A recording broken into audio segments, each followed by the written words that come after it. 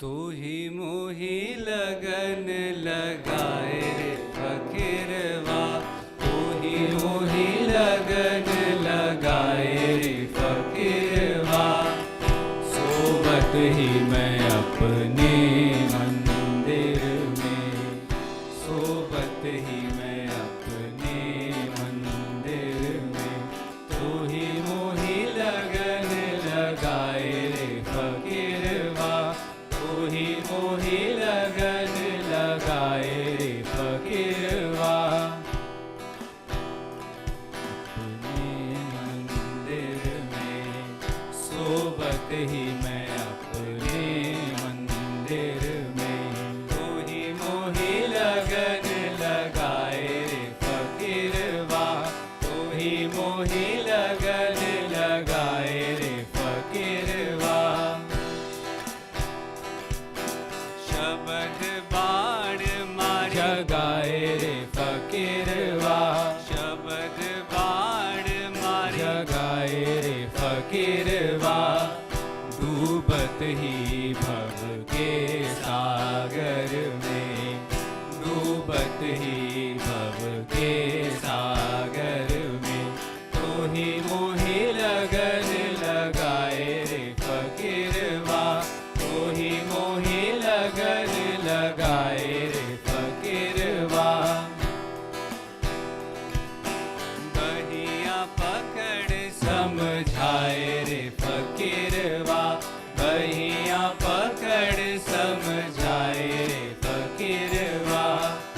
एक वचन वचन नहीं दूजा, एक वचन वचन नहीं दूजा। तू ही मोही लगन लगाए रे फकीरवा, तू ही मोही लगन लगाए रे फकीरवा। सोबत ही मैं अपने मंदिर में, सोबत ही मैं अपने मंदिर में। तू ही मोही लगन लगाए रे फकीरवा, तू ही मोही लगन लगाए रे फकीरवा। तुम मुझसे बंद छुड़ाए रे फकीरवा, तुम मुझसे बंद छुड़ाए रे फकीरवा। कहे कबीर सुनो भाई साधो, कहे कबीर सुनो भाई साधो। प्राणन प्राण लगाए रे फकीरवा, प्राणन प्राण लगाए रे फकीरवा। तू ही मोही लगन लगाए रे फकीरवा, तू ही मोही लगन लगाए रे फकीरवा। सोबत ही मैं अपने मंदिर में, सोबत ही मैं अपने मंदिर में। तू ही मोही लगन लगाए रे फकीरवा, तू ही मोही लगन लगाए रे फकीरवा। तुम मुझसे बंद छुड़ाए रे फकीरवा, तुम मुझसे बंद छुड़ाए रे फकीरवा। कहे कबीर सुनो भाई साधो, कहे कबीर सुनो भाई साधो। प्राणन प्राण लगाए रे फकीरवा, प्राणन प्राण लगाए रे फकीरवा। तू ही मोही लगन लगाए रे फकीरवा, तू ही मोही लगन लगाए रे फकीरवा। तू ही मोही लगन लगाए रे फकीरवा, तू ही मोही लगन लगाए रे फकीरवा। बढ़िया।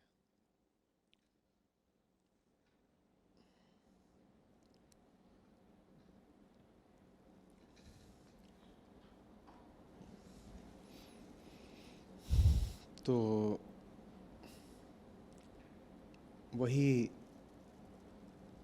3 हैं पुराने और सारी बात उन्हीं के बारे में है। अहम, जिसको सब कुछ संबोधित किया जाता है, जिसको ही सब सुख है, सब दुख है,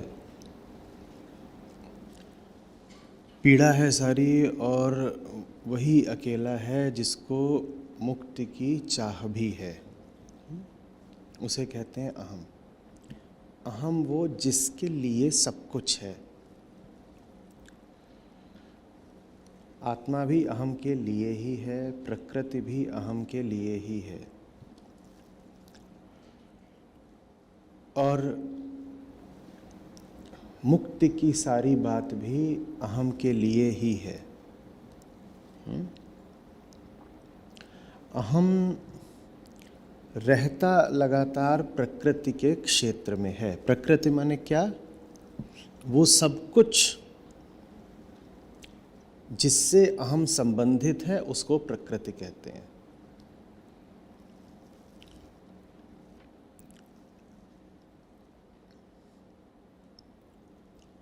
वो सब कुछ जिसका मन विचार कर सकता है, जिसका अनुभव या कल्पना कर सकता है, उसको प्रकृति कहते हैं। ये प्रकृति की परिभाषा है। अहम हेतु जो कुछ अस्तित्वमान है उसका नाम प्रकृति है। अब अहम की छटपटाहट भले ही मुक्ति की हो, लेकिन उसकी हस्ती तो प्रकृति में ही है। चाहता होगा वो आकाश में खुला उड़ जाना, लेकिन जिंदगी उसकी प्रकृति में ही है। उसकी स्थिति को ध्यान से समझिए। अहम माने हम सब, मैं। ये जो मैं है, भले ही इसकी कितनी भी कामना हो, ख्वाहिश हो कि ये आज़ाद हो जाए, मुक्त हो जाए, आत्मा के आकाश में उड़ जाए, लेकिन इसका यथार्थ तो यही है कि ये प्रकृति से ही आबद्ध है। ये जिन भी विषयों से संबंधित है, जिधर को भी देखता है, जिसका भी अनुभव करता है, जिधर भी जा सकता है, जिसको भी सोच सकता है, वो सब कुछ तो ज़मीन पर ही है। ज़मीन माने प्रकृति, आकाश माने आत्मा, प्रतीक के तौर पर ले रहे हैं। तो एक पक्षी है, एक चिड़िया है, जिसकी नियत यही है कि वो आकाश में उड़ जाएगी, लेकिन किसी ने उसके पंख बांध दिए हैं और पैर बांध दिए हैं, जिस कारण वो पंख फैला नहीं सकती, पांवों से भी जोर से दौड़ नहीं सकती। तो जितनी गति कर रही है फिलहाल तो धरती पर ही कर रही है। ये चिड़िया कौन हुई? अहम। धरती माने, और धरती पर जो सब तमाम तरह के लोग हैं, चीज़ें हैं, पेड़ पौधे, पत्थर, नदी, पहाड़ हैं, ये सब क्या हैं? प्रकृति के विषय, जिनसे चिड़िया संबंधित हो सकती है। और जिस आकाश पर उस पक्षी को उड़ना है वो क्या है? आत्मा। आकाश से पक्षी का जो रिश्ता है उसको कहते हैं प्रेम, और आकाश पर पहुंच जाने को कहते हैं मुक्ति। पक्षी का आकाश से जो रिश्ता है उसको कहते हैं, पक्षी आकाश पहुंच ही गया, इसको कहते हैं, उसी को नियति भी कहते हैं। तुम जो होने के लिए हो वो तुम हो गए, इसे कहते हैं नियति। स्वभाव को पा लिया, यही नियति है। पक्षी अगर विवश है धरती पर ही बस चलने को, तो स्वभाव से बहुत दूर है। आप उसकी वेदना का ज़रा सोचिए। एक ऐसी चिड़िया जो बहुत ऊंचा उड़ सकती है, उसको आपने बांध दिया है। कहाँ? धरती नामक पिंजड़े में उसको कैद कर दिया है। ये जो पूरी प्रकृति है ये पिंजड़ा ही है, और पक्षी को जाना है आकाश। इसीलिए जो भीतर बैठा है, जो लगातार कहता रहता है कि आकाश से प्रेम है, आकाश से, उसको बहुत बार पक्षी कहकर ही संबोधित किया गया है।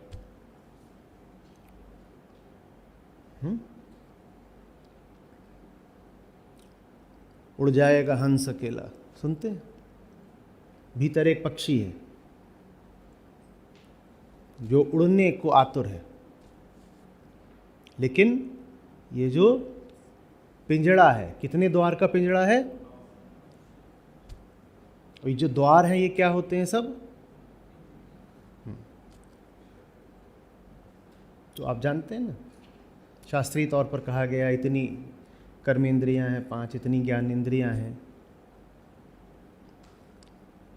तो ये पक्षी पिंजड़े में बंद है जिसमें ये सब द्वार हैं, लेकिन कोई भी द्वार ऐसा नहीं है जिससे पक्षी उड़ सके। उन द्वारों से बस इतना होता है कि उसको झलक मिलती रहती है, अच्छा क्या है क्या। अब अगर इस चिड़िया को आसमान में उड़ना है तो कैसे करे? किसी ने इसके पंख बांध रखे हैं, ये क्या करे? ये चल तो जमीन पर ही सकती है, तो ये क्या करे? इसको उड़ना आकाश में है, पर इसकी गति सारी बस भौतिक क्षेत्र में है, भूतल पर है, तो ये करे क्या?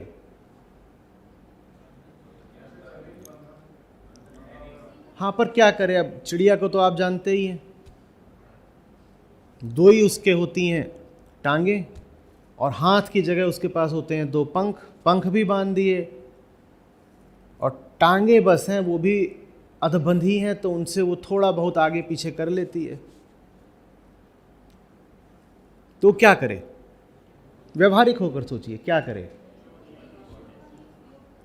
हाँ बोलो। हाँ, तो उसको कोई ऐसा विषय प्रकृति में ही खोजना पड़ेगा जो उसके बंधन खोल दे, जो उसके परों को खोल दे। उसे कोई ऐसा विषय प्रकृति में ही खोजना पड़ेगा। ये जो अभी आप कबीर साहब की वाणी सुन रहे हैं, ये सत्संग के विषय में है। इसका विषय है कि चिड़िया किसी ऐसे को पाले जो उसके पंख खोल सके, और जो जीव रूपी चिड़िया के पंख खोल सके उसको यहाँ पर संत शिरोमणि कह रहे हैं फकीर। अन्यत्र वो कहते हैं फिकर ही सबको खा गई, फिकर ही सबका पीर, और फिकर का फाका करे ताका नाम फकीर। चिड़िया जिनके भी पास जाती है वो सब स्वयं भी बंधे हुए हैं। किस चीज से बंधे हुए हैं? वो चिड़िया की मदद नहीं कर पाएंगे, क्योंकि वो स्वयं भी वैसी ही कोई चिड़िया है। जिसके अपने हाथ पांव पंख बंधे हुए हों, वो दूसरे के हाथ पांव कैसे खोलेगा बताओ? आप स्वयं बेड़ियों से आबद्ध हो, आप किसी दूसरे की बेड़ियां खोल पाओगे क्या? तो ज्ञानियों ने कहा है कि ये बेड़ियां फिक्र की होती हैं। और किसकी फिक्र? संसार की ही फिक्र। आपके ऊपर और कोई बेड़ी नहीं है। ये जो आप दिन रात घुटन का अनुभव करते हो, वो घुटन कुछ और नहीं है, बस दुनियादारी की चिंता है। दुनिया में फलानी चीज़ खो न जाए, दुनिया में जो इकट्ठा किया है उसे कुछ हो न जाए, और यही फिक्र आपको खा जाती है। यही फिक्र आपका बंधन है। फिक्र ही सबको खा गई, फिक्र ही सबका पीर। जिसको लगातार सोचते रहो वही पीर है तुम्हारा। हर आदमी किसको लगातार सोच रहा है? अपनी फिक्र के विषय को ही सोच रहा है। आपको चिंता हर समय लगी रहती है ना किसी चीज़ की। कभी आतुरता है, कभी आशंका है, और जिनकी चिंता लगा रहती है वो सब प्रकृति के ही विषय है ना। उन्हीं का तो हम मनन करते रहते हैं, तो फिर वही हमारा जप है। तो हमने अपना आराध्य किसको बना रखा है? प्रकृति को ही हमने अपना आराध्य, अपना प्रेम बना रखा है। फिकर ही सबका पीर, और फिकर का फाका करे ताका नाम फकीर। जिसने दुनिया की असलियत जान ली है, क्योंकि उसने अपनी असलियत जान ली है, और इसलिए दुनिया के प्रति अब वो उदासीन, अनासक्त, बेपरवाह हो गया है, उसको फकीर कहते हैं। तो ये जो अभी आपके सामने है, ये चिड़िया का गीत है। ये चिड़िया है, वो ये गा रही है। कौन मिल गया उसको? फकीर मिल गया है। ये चिड़िया न जाने कितने सालों, कितने शताब्दियों, कितने कल्पों से अपने पंख गंवाए घूम रही थी। जो आपके पास हो लेकिन आप उसका प्रयोग न कर सकते हो।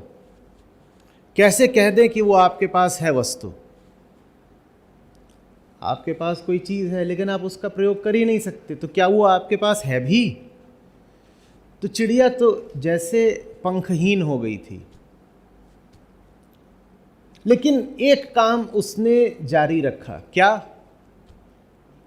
प्रयास करना, चेष्टा।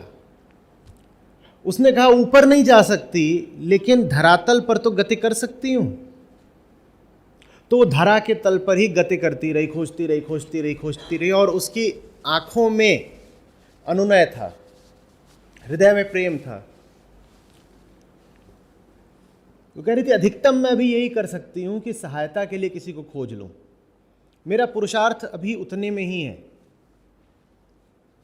कोई कहे कि उड़ नहीं रही हो स्वयं, तो मैं कैसे उड़ जाऊं? मुझे कुछ पता ही नहीं, लेकिन मेरी नीयत साफ है, और मेरी नीयत यह है कि सहायता खोज निकालनी है। मेरी नीयत यह है कि जब सहायता मिले तो वो जिस भी कीमत पर मिल रही हो उसको स्वीकार करना है। क्योंकि भूलिएगा नहीं कि ये बेड़ियां ले देकर हैं तो हमारा चुनाव ही। तो जब कोई मिलेगा जो आपकी बेड़िया खोलने में आपकी मदद करेगा, तो आपसे यही कहेगा तुम्हें अपना चुनाव बदलना पड़ेगा। पहले जो चुनाव करा था उसमें कोई स्वार्थ था तुम्हारा, तुम्हें वो स्वार्थ छोड़ना पड़ेगा। स्वार्थ छोड़ना हमेशा अखरता है। तो ये चिड़िया कह रही है कि ठीक है, जो भी चीज़ त्यागनी पड़ेगी, छोड़नी पड़ेगी, मूल्य चुकाना पड़ेगा, चुका देंगे, लेकिन स्वभाव छोड़ना स्वीकार नहीं है। इतना सूत्र उसे न जाने कैसे पता है।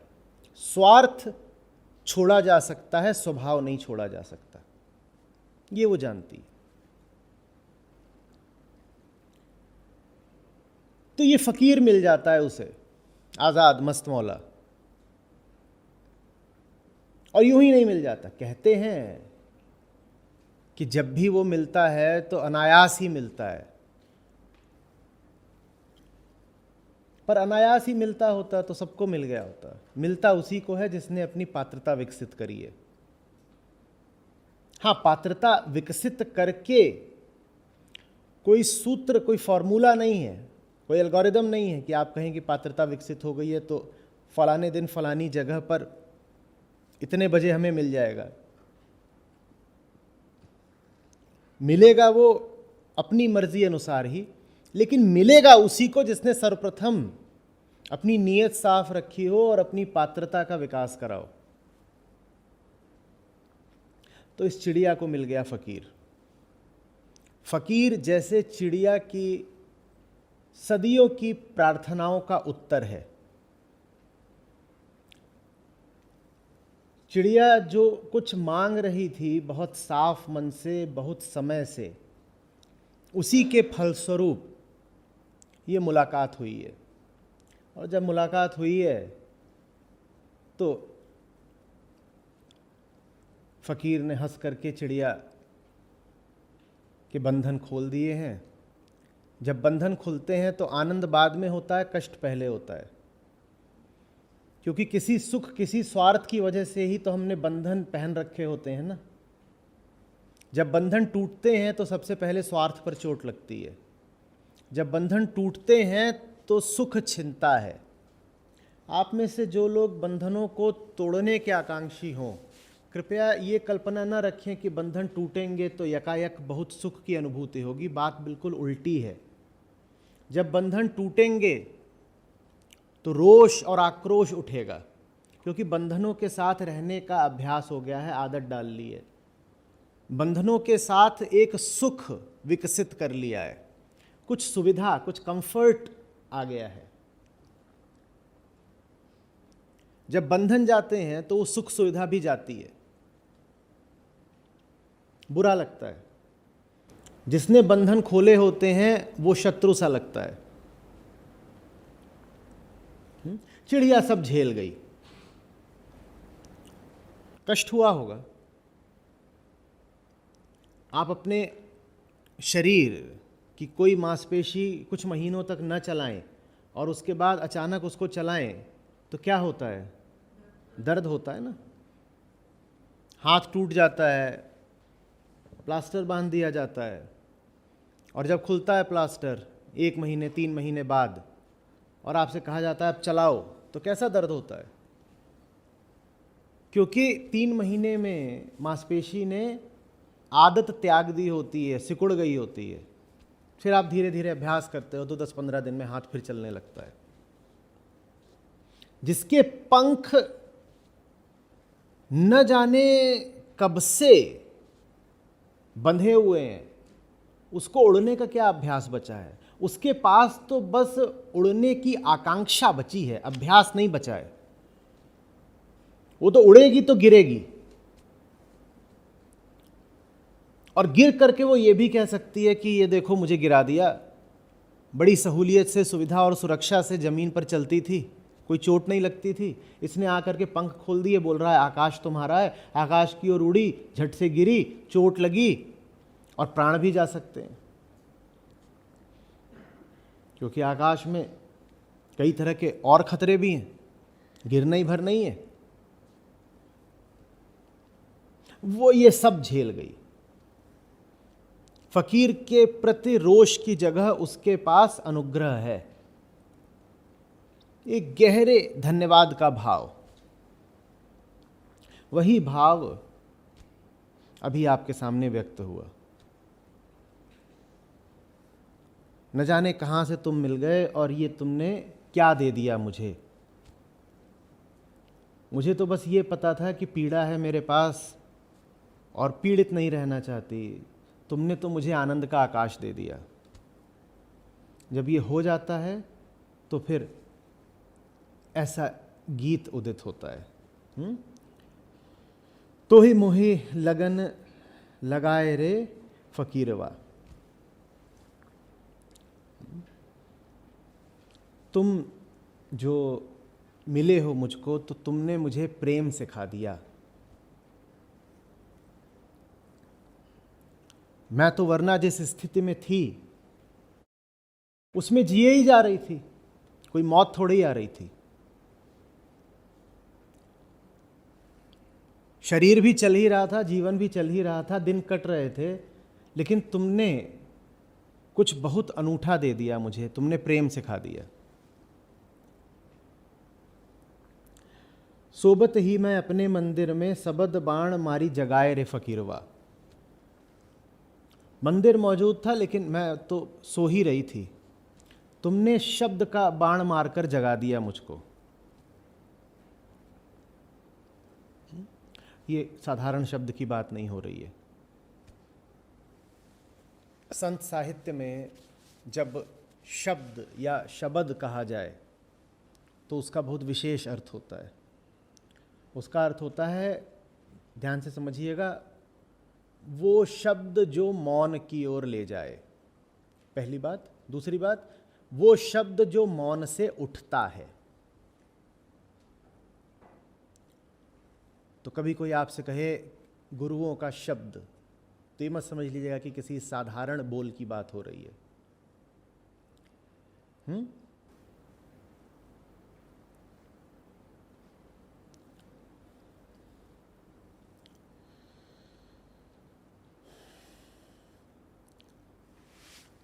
बाण मार के किसी को जगाओ तो जगेगा तो बाद में, पहले तो उसको पीड़ा ही होगी ना।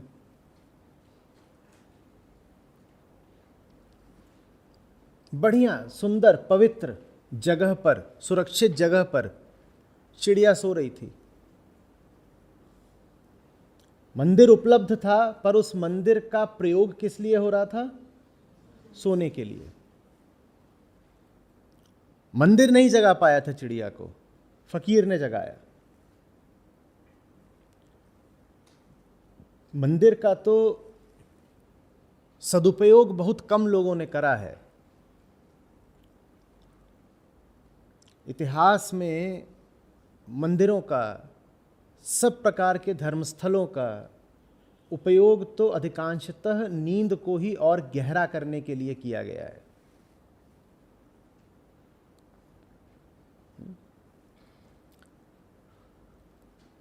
सोवत ही मैं अपने मंदिर में, शबद बाण मुहे जगायो रे फकीरवा। कुछ आ करके तुमने मुझसे ऐसा कह दिया जो पहले मैंने कभी सुना नहीं था।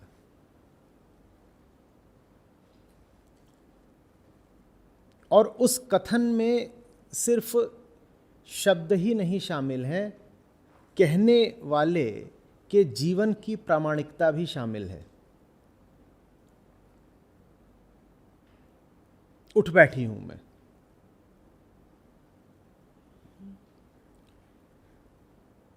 और उठने के बाद, पीड़ा को सहने के बाद ये प्रतीति हो रही है कि लगन लगाने के लिए, प्रेम सिखाने के लिए पीड़ा से गुजरना भी पड़ता है और गुजारना भी पड़ता है। जो पीड़ा से नहीं गुजर सकता वो प्रेम कभी नहीं सीख पाएगा, और जो सहारा देकर के पीड़ा से गुजार नहीं सकता वो प्रेम कभी सिखा नहीं पाएगा।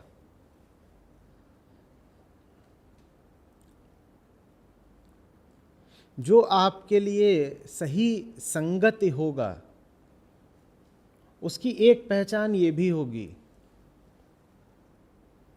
कि आप तय नहीं कर पाएंगे कि इसके साथ रहना है कि इसको छोड़ना है। उसके साथ आपका दो तरफा रिश्ता होगा।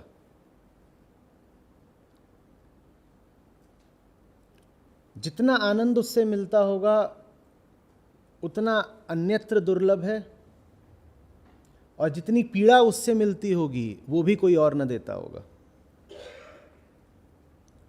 कभी भीतर से बिल्कुल द्वेष की आग उठेगी, कितनी तकलीफ, कितनी असुविधा, कितनी पीड़ा, छोड़ ही क्यों नहीं देते। और कभी अनुग्रह का सागर लहराने लगेगा कि अपूर्व मोती मिल गए हैं, जितना मांग नहीं सकते थे उससे कहीं ज्यादा मिल गया, छोड़ कैसे दें। अंतर हाथ सहारा दे, बाहर मारे चोट। सहारा भी मिलेगा, चोट भी मिलेगी, और चूंकि दोनों मिले रहते हैं इसीलिए आप संशय में आकर छोड़ नहीं पाते। आप कहते हैं छोड़ना तो है, पर एक आध महीना रुक करके। जिस चिड़िया को छोड़ना हो वो जल्दी छोड़ दे, एक आध महीना रुकने के बाद छोड़ना और मुश्किल हो जाता है। इसने भी ऐसा ही सोचा होगा, चलो ठीक है, अगली बार ज़्यादा परेशान करेगा तो छोड़ देंगे, इस बार झेले लेते हैं, माफ़ किया। पर बता रही हूँ अगली बार अगर फिर आया ना सोते से जगाने के लिए, वो भी बाण मार के,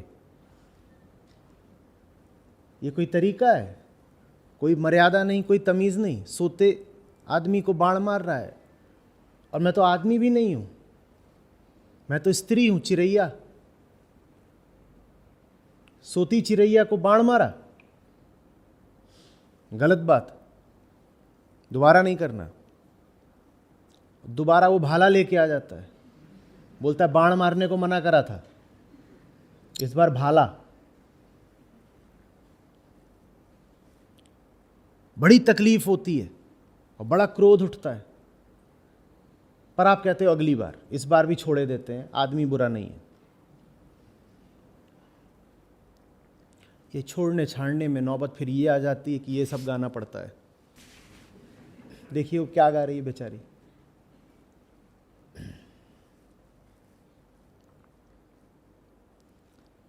कुछ समझ में आ रही है बात?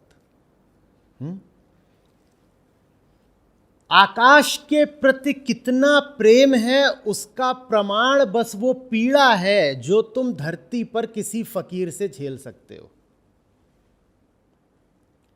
जिस अनुपात में आप में आकाश के लिए प्रेम होगा, उसी अनुपात में आप धरती पर मुक्ति के लिए पीड़ा झेल पाओगे। नहीं तो आकाश कुछ होता तो है नहीं, कोई चीज, कोई वस्तु तो है नहीं, कोई मुंह नहीं है आकाश का, कोई देह नहीं है आकाश की। आप कैसे जाकर के कहोगे उससे कि मैं तुमसे इतना प्यार करती हूं? कोई है ही नहीं वहां जिसके सामने जाकर के प्रेम की अभिव्यक्ति की जाए। तो कैसे दर्शाओगे, कैसे जताओगे अपना प्यार? उसका एक ही तरीका है, वहां प्यार जताने की बातें भूल जाओ, यहां पीड़ा पी जाओ। यहां जो पीड़ा पी रहे हो जमीन पर, वही वो प्यार है जो जता रहे हो आसमान को।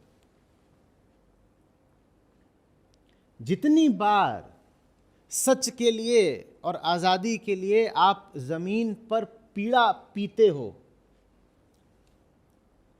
उतनी बार आप चुपचाप एक मौन संदेश ऊपर भेज देते हो, प्यार है तुमसे। हर कराह आई लव यू होती है, क्योंकि प्रेम नहीं होता तो दर्द झेल कैसे जाते? कुछ भी और नहीं है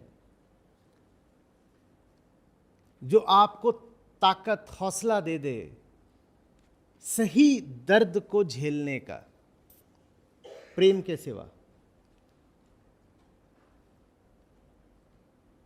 समझ में आ रही है बात?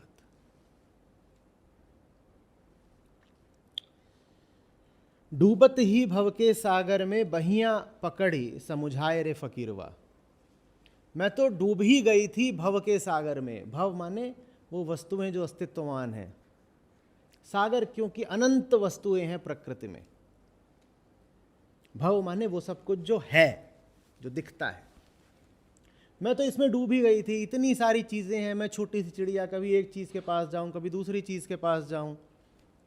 जीवन छोटा सा है और इधर उधर भटकने के लिए जगहें और चीजें और लोग बहुत हैं। मैं तो डूब ही गई थी, मैंने तो समय गंवा ही दिया था। पर तूने आकर के बाह पकड़ ली मेरी और समझाया।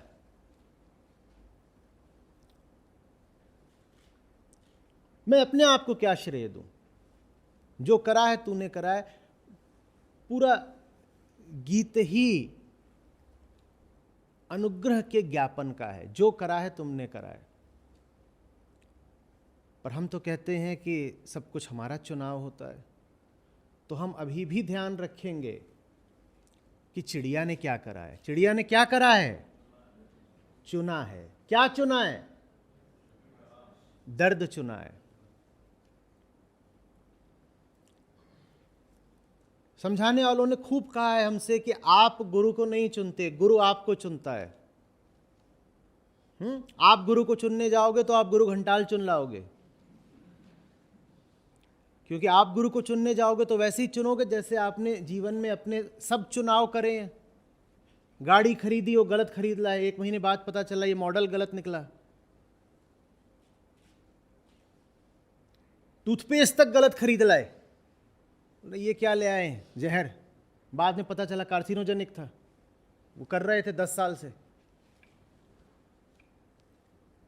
नहीं पता उसमें भी होते हैं कार्सिनोजेंस। उसको घिसे जा रहे हैं 20 साल से, और जब घिसते हैं तो अंदर भी जाता है। पता ही नहीं चला कैंसर हुआ क्यों। वो सुबह सुबह जो स्वाद लेते थे वही था। जिसे टूथपेस्ट चुनना नहीं आता, जिसे एक शर्ट चुननी नहीं आती, जिसे नौकरी चुननी नहीं आती,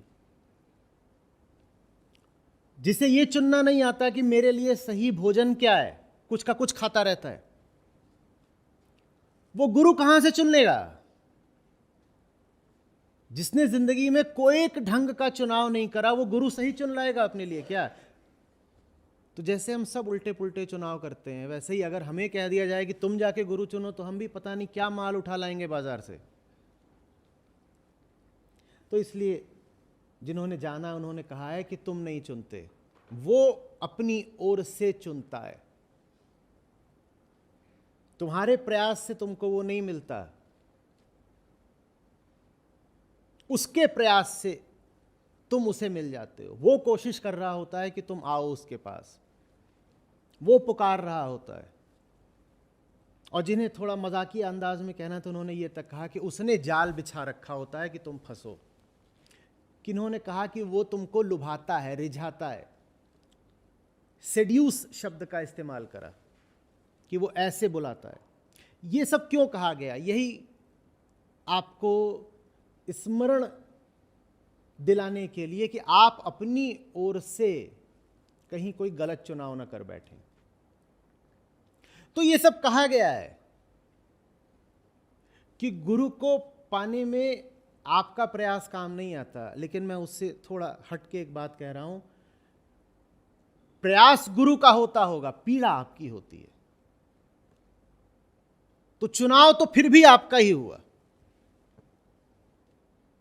जो आपको बचाना चाहता है, हो सकता है बहुत प्रयास करके वो पहुंचा हो आप तक कि तुम तो अपने आप मुझे कभी खोजोगे नहीं, मैं ही तुम तक आ जाता हूं, जो भी तरीका हो सकता है वो तरीका अपना करके। लेकिन फिर भी वेदांत की मूल बात है कि जीवन आपका चुनाव है। गुरु आप तक स्वयं आ भी जाए तो भी वो जो दर्द आपको देगा उसको आप बर्दाश्त करोगे या नहीं करोगे, ये चुनाव तो आपका ही रहा ना। तो ले देकर चुनाव किसका है? आपका ही है। नहीं तो गुरु तो सत्य को माना गया है, आत्मा ही गुरु है। सत्य को सूर्य से कहा गया है। तो गुरु का प्रकाश तो वैसे ही है जैसे सूरज चमक रहा हो। लेकिन अगर कोई घुसी जाए किसी गुफा के अंदर तो उसे कैसे मिल जाना है प्रकाश? तो सूर्य भी चमक रहा हो तो भी प्रकाशित हो जाने का चुनाव तो आपका ही होता है। वहां भी है तो चुनाव आपका ही ले देकर। आप नहीं चाहोगे तो काम नहीं होगा। गुरु अपनी चेतना से, अपने प्रयास और अपने प्रेम से आपके पास आया होगा। लेकिन जब पास आ जाएगा तो बाण ही तो मारेगा। बाढ़ खा के आप चंपत हो जाओ तो गुरु क्या कर लेगा? प्रयास कर सकता है, जबरदस्ती तो नहीं। तो चुनाव आपका ही है। डूबत ही भव के सागर में बहियां पकड़, बोलिए, बचाए रे फकीरवा। बांह पकड़ के बचा लिया, नहीं तो मैं तो आत्मघाती हो चली थी।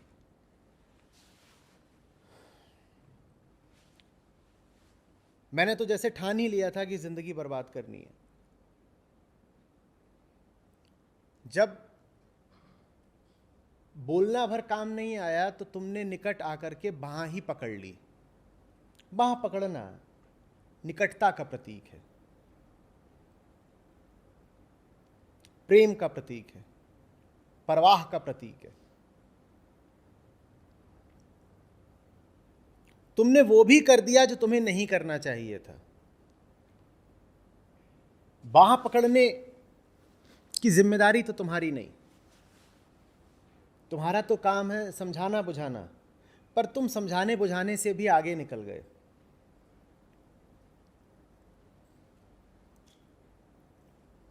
इसी बात का अनुग्रह है।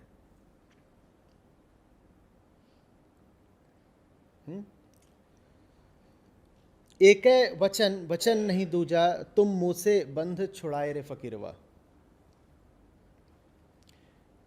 क्या तुमने सूत्र दिया मुझे? तुमने सूत्र ये दिया कि ये जो दुनिया भर की चीजें हैं जिनमें तुम खोई हुई हो,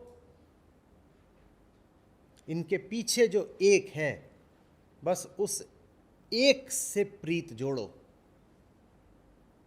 जो दूजा है उसको दूजा ही रखो। दूजा माने इन तीन में दूजा कौन है? अहम, आत्मा, प्रकृति। इसमें दूजा कौन है? प्रकृति। प्रकृति को इसीलिए पराया बोला गया है। प्रकृति पराई है।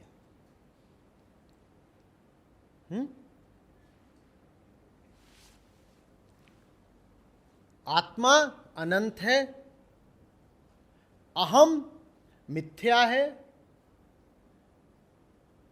और मिथ्या तब है जब जान जाए मिथ्या, अन्यथा ऐसे कहिए आत्मा अनंत है, अहम अकेला है और प्रकृति पराई है।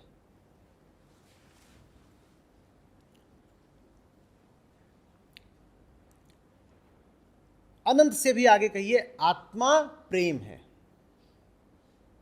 अब इसमें थोड़ी काव्यात्मकता आ गई। आत्मा प्रेम है, अहम अकेला है, प्रकृति पराई है। एक वचन वचन नहीं दूजा, एक ही है तुम्हें जिसकी ओर जाना है, और वही वचन तुम्हारे लिए शुभ है जो उसकी ओर ले जाए। और दूजे को दूजा ही स्थान दो।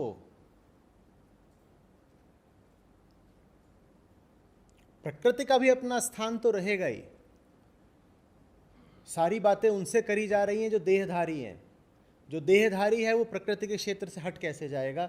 चिड़िया को भी जो फकीर मिला वो देह के ही क्षेत्र में मिला है। तो प्रकृति रहेगी, लेकिन उसका स्थान प्रथम नहीं हो सकता, दूजा स्थान रहेगा उसका। सारा अध्यात्म यही है, पहले को पहले की जगह दो और दूसरे को दूसरे की जगह दो। जगह दोनों की है, लेकिन जिसकी सर्वोच्च है उसे सर्वोच्च ही आसन दो, और जो नीचे का है उसे नीचे की ही जगह दो। नहीं अध्यात्म कहता कि नीचे वाले को उठा करके बाहर फेंक दो। नहीं नहीं, तुम्हारा भी स्थान है, नीचे है, पीछे है।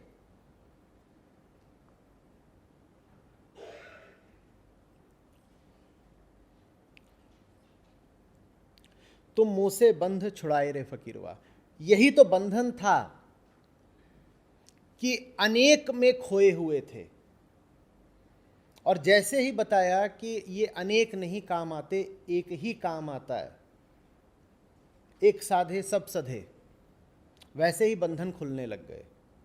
जब तक अनेकों की फिक्र रही आई, बंधन भी अनेक रहे आए। जैसे ही अनेकों को छोड़ा, वैसे ही बंधन खुलने लगे। जब तक अनेकों के सामने झुकते थे,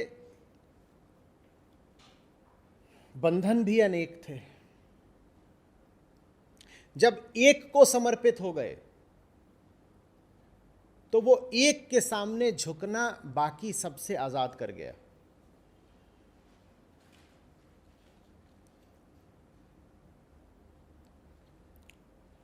कहे कबीर सुनो भाई साधो, प्राणन प्राण लगाए रे फकीरवा। जी तो रहे थे, पर जैसे जिंदगी ना हो।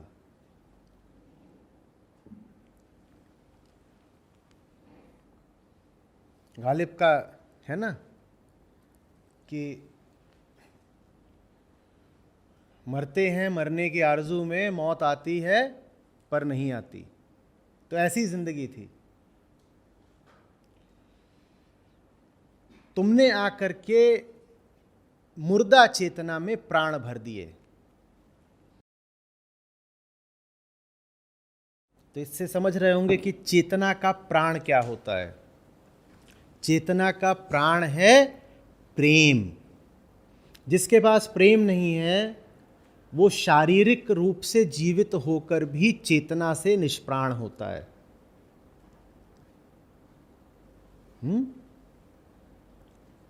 जैसे खाल लुहार की सांस लेत बिनु प्राण।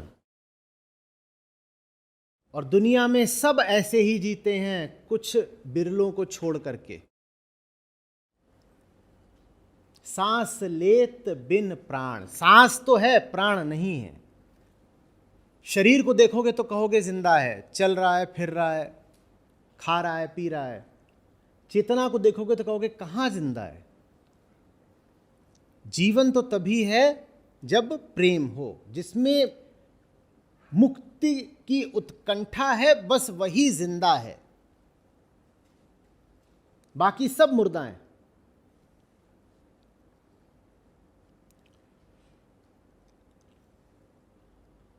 अब समझ में आ रहा है? ये मुर्दों का गांव। क्यों कहा मुर्दों का गांव? वो चलती फिरती लाशें हैं, ऐसी लाशें हैं जिनको वहम है कि वो जीवित हैं। साधो रे, ये मुर्दों का गांव, ये सब मुर्दे हैं। और गुमान ये कि हम जिंदा हैं। आप जिंदा पैदा नहीं होते, जिंदगी सीखनी पड़ती है। ठीक वैसे जैसे प्रेम सीखना पड़ता है, उसी तरीके से शारीरिक जन्म लेने के बाद जन्म सीखना पड़ता है। कोई कहे कि मैं जिंदा हूं क्योंकि मां के गर्भ से जिंदा पैदा हुआ था, तो अनाड़ी है। मां के गर्भ से तो शरीर पैदा होता है और जन्म लेने की संभावना। समझिएगा ध्यान से, मां के गर्भ से शरीर पैदा होता है और बस एक संभावना, पोटेंशियलिटी, कि आपकी चेतना भी जन्म ले सकती है। अभी उसने जन्म नहीं लिया है, अभी तो बस शरीर ने जन्म लिया है। और ज्यादातर लोग चेतना को बिना जन्म दिए ही मर जाते हैं। उनका शरीर ही पैदा होता है, शरीर ही मर भी जाता है, उनका अपना जन्म कभी नहीं होता।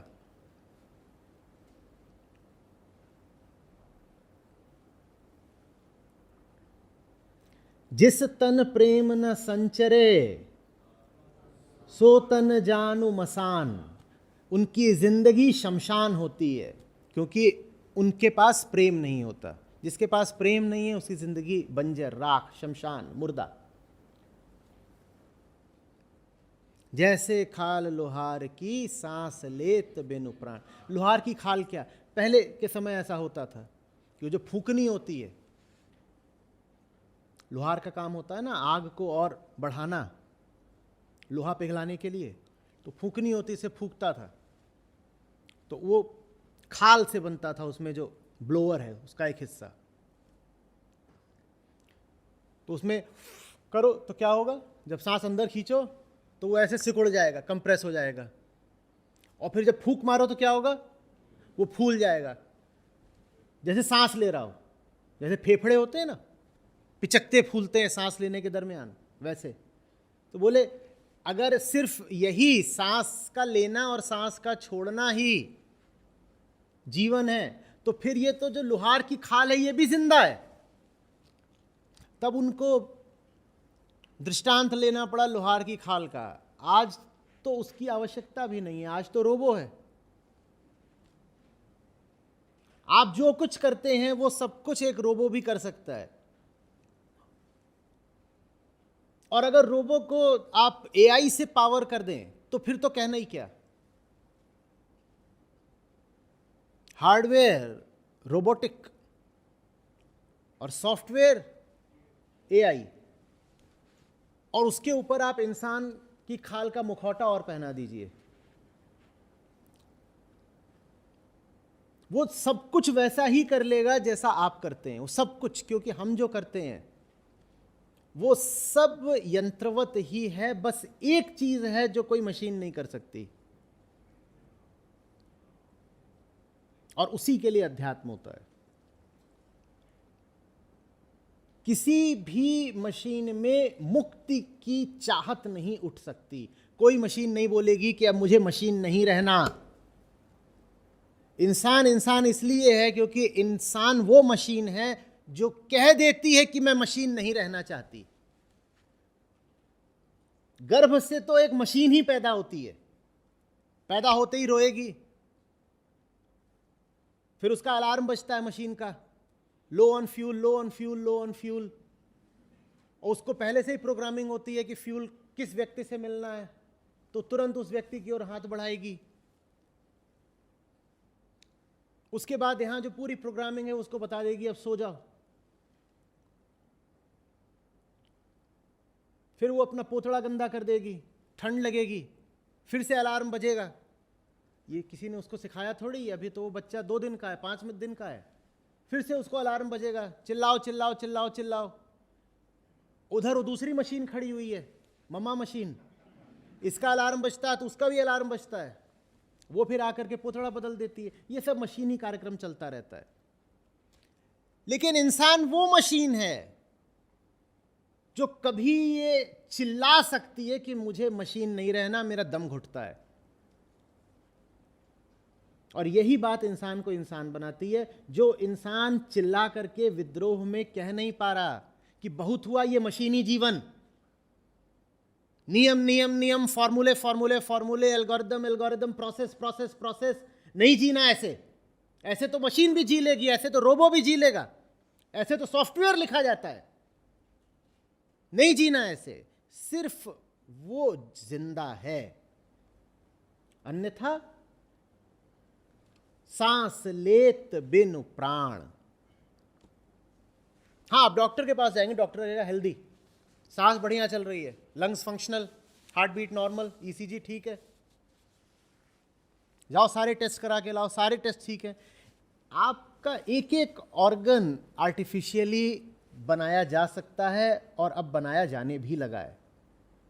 वो भले ही चीज़ आपको अब कमर्शियली उपलब्ध ना हो, अभी अगले 20 साल में हो जाएगी। बताइए क्या चाहिए आपको, किडनी चाहिए, हार्ट चाहिए, लिवर चाहिए, सब मिलेगा। ब्रेन में अभी थोड़ी दिक्कत है, वो ज़रा ज़्यादा जटिल होता है, ब्रेन नहीं बन पा रहा आर्टिफिशियली। ब्रेन बनाने में एक दिक्कत ये भी है कि किसी को दूसरे का ब्रेन लगा दिया तो उसकी आइडेंटिटी क्या बचेगी। वहाँ पे फिर शिप ऑफ थीसियस वाला आ जाता है समस्या कि इसके ब्रेन ही दूसरा लगा दिया तो ये बंदा कौन है। वो जो नया बंदा निकलेगा वो कहेगा बिल मैं क्यों दूँ, जिसके लगाया था वो कोई और था, मैं तो कोई और हूँ। वरना तो जितने हिस्से हैं शरीर के वो सब नए लग जाते हैं।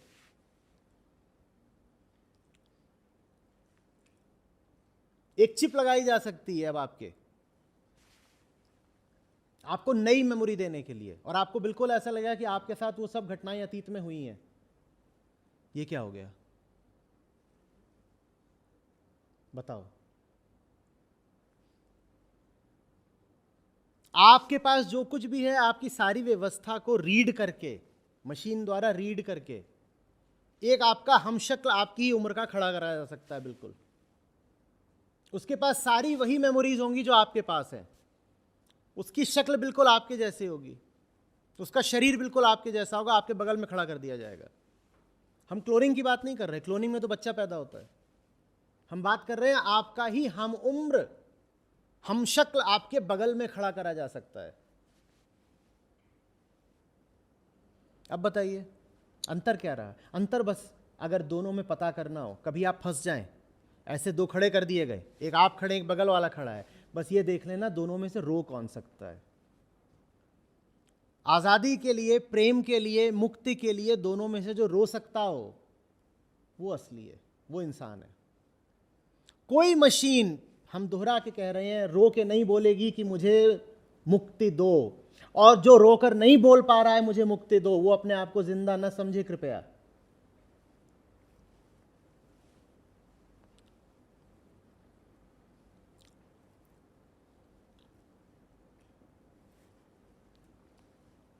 इसीलिए कोई भी मशीन कभी इस गीत का प्रेमपूर्ण अर्थ नहीं कर पाएगी।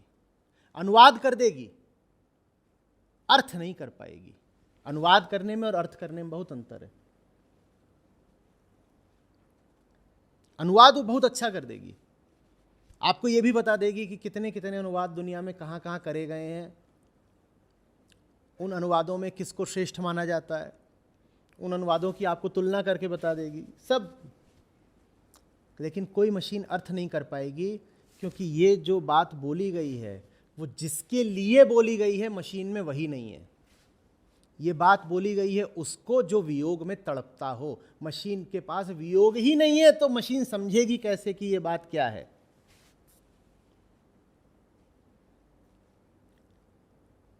इंसान वही जिसके पास आह है,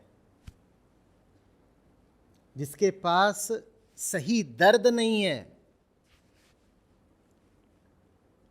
वो मनुष्य नहीं है। और सही दर्द आप में न उठे, इसका एक बड़ा सुविधा का तरीका होता है नकली दर्द, छोटे छोटे दर्द। सही चिंता आपको न उठे, इसके लिए बड़ी सुविधा रहती है, नकली चिंताएं पाल लो। कल जाकर के फलाना अकाउंट क्लोज करना है, अरे वो ईमेल पड़ी है अभी जवाब नहीं दिया, बहुत बड़ी चिंता की बात है। गाड़ी की सर्विसिंग की डेट बीत रही है, इंश्योरेंस रिन्यूअल की डेट बीत रही है। चिंता करो, भारी चिंता करो। आज लौटते हुए बॉस को बाय बोला तो उसने जवाब नहीं दिया, रात भर नींद नहीं आई, पता नहीं वह अप्रेजल में क्या होगा। करो भारी चिंता। और जिसको ये नकली दुख लग गए, उसका अभाग ये कि वो असली दुख से वंचित रह जाएगा। असली दुख उसे कभी उठेगा ही नहीं। सांस लेत बिनु प्राण।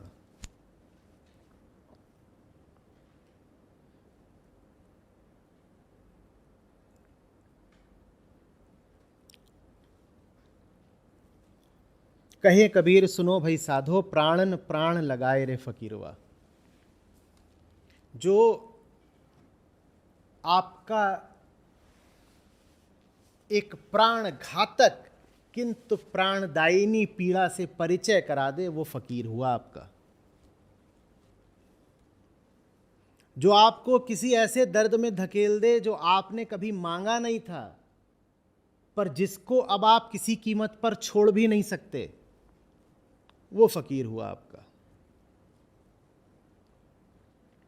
उसी को तलाशना होता है। सत्य और परमात्मा को कौन तलाश सकता है? वो तो हमारी पहुंच से न जाने कितने दूर बैठे हैं।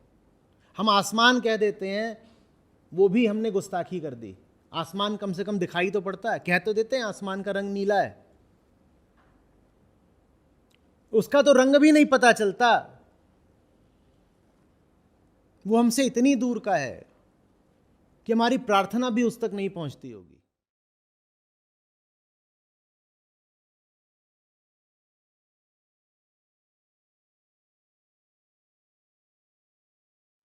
करना क्या है? उपयोगी बात तो यही है कि इसी जमीन पर उनको तलाशो जो आसमान के आशिक हों।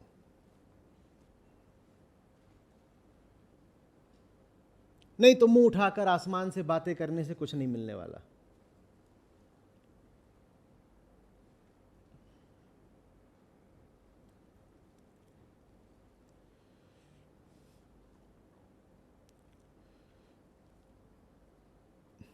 वो न भी हो जिंदा तो कोई बात नहीं,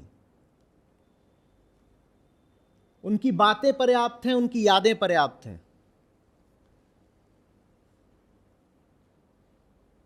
वो अपने पीछे अपने वचन छोड़ जाते हैं, बहुत है।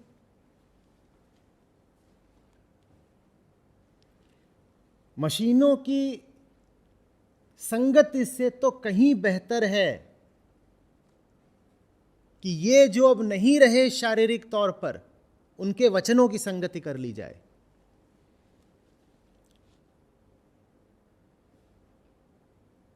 इनके वचनों में भी ज्यादा प्राण है तथा कथित जिंदा पर निष्प्राण मशीनों से।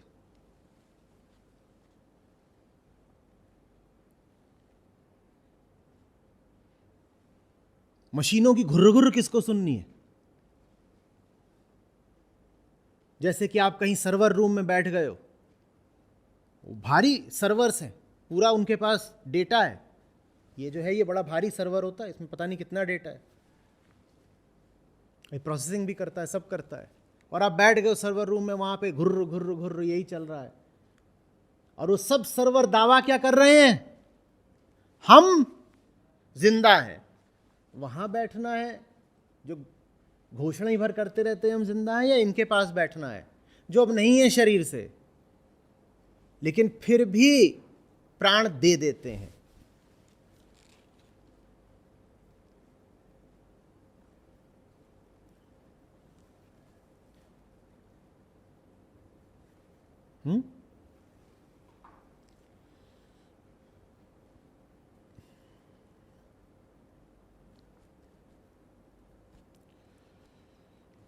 कुछ बात जम रही है या बस ऐसे ही?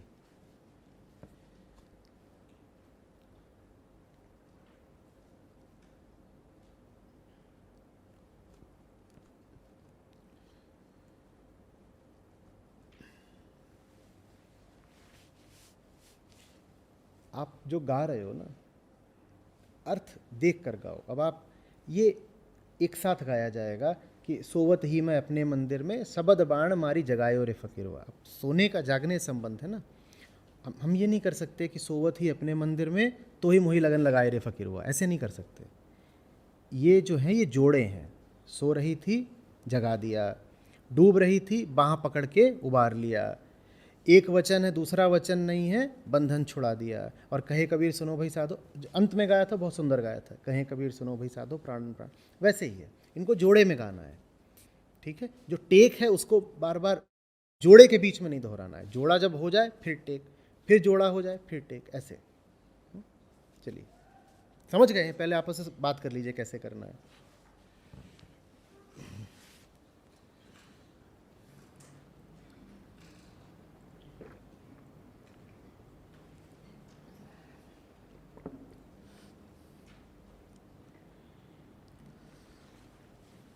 या तो खुद अच्छा गा दो, नहीं सजा ये मिलेगी कि मैं मैदान में उतरूंगा और बहुत भद्दा और बहुत बेसुरा कल की तरह गाऊंगा।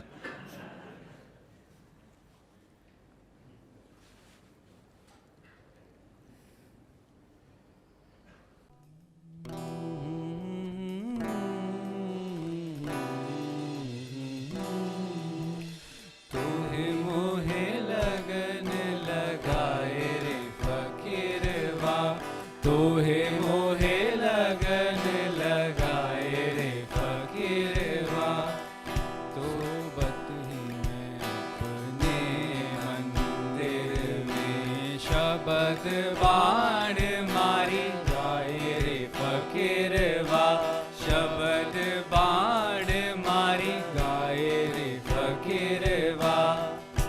सोबत ही मैं अपने मंदिर में, सोबत ही मैं अपने मंदिर में, शबद बाण मारी गाए रे फकीरवा, शबद बाण मारी जगाए रे फकीरवा। तू ही मोही लगन लगाए रे फकीरवा, तू ही मोही लगन लगाए रे फकीरवा।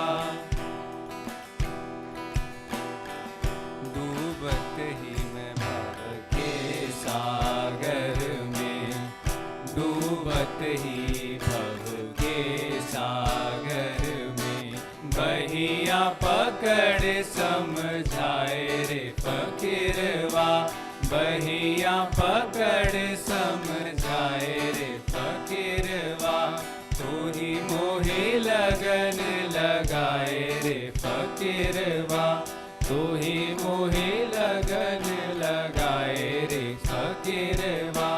बहिया पकड़ समझाए रे फकीरवा, बहिया पकड़ समझाए रे फकीरवा। डूबत ही भव के सागर में, डूबत ही भव के सागर में, बहिया पकड़ समझाए रे फकीरवा, बहिया पकड़ समझाए रे फकीरवा, तोही मोहे लगन लगाए रे फकीरवा, तोही मोहे लगन लगाए रे फकीरवा। एक वचन वचन नहीं दूजा, एक वचन वचन नहीं दूजा, तुम मुझसे बंद छुड़ाए रे फकीरवा, तुम मुझसे बंद छुड़ाए रे फकीरवा। एक वचन वचन नहीं दूजा, एक वचन वचन नहीं दूजा, तुम्ही मुझसे बंद छुड़ाए रे फकीरवा, तुम मुझसे बंद छुड़ाए रे फकीरवा, तुम्ही मोहे लगन लगाए रे फकीरवा, तुम्ही मोहे लगन लगाए रे फकीरवा। कहे कबीर सुनो भाई साधो, कहे कबीर सुनो भाई साधो, प्राणन प्राण लगाए रे फकीरवा, प्राणन प्राण लगाए रे फकीरवा। कहे कबीर सुनो भाई साधो, कहे कबीर सुनो भाई साधो, प्राणन प्राण लगाए रे फकीरवा, प्राणन प्राण लगाए रे फकीरवा, तोही मोहे लगन लगाए रे फकीरवा, तोही मोहे लगन लगाए रे फकीरवा। शब्द बाण मारी जाए रे फकीरवा, शब्द बाण मार गाए रे फकीरवा, सोवत ही मैं अपने मंदिर में, सोवत ही मैं अपने मंदिर में, शब्द बाण मार गाए रे फकीरवा, शब्द बाण मार गाए रे फकीरवा, तोही मोहे लगन लगाए रे फकीरवा, तोही मोहे लगन लगाए रे फकीरवा।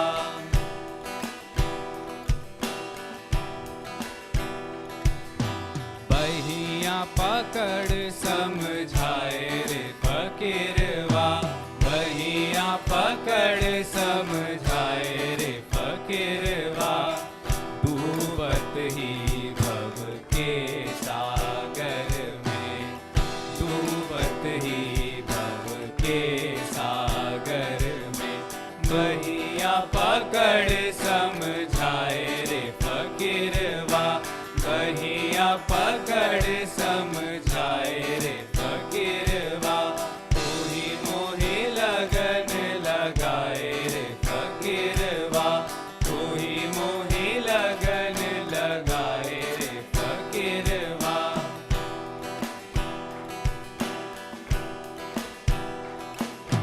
तुम मुझसे बंद छुड़ाए रे फकीरवा, तुम मुझसे बंद छुड़ाए रे फकीरवा। एक वचन वचन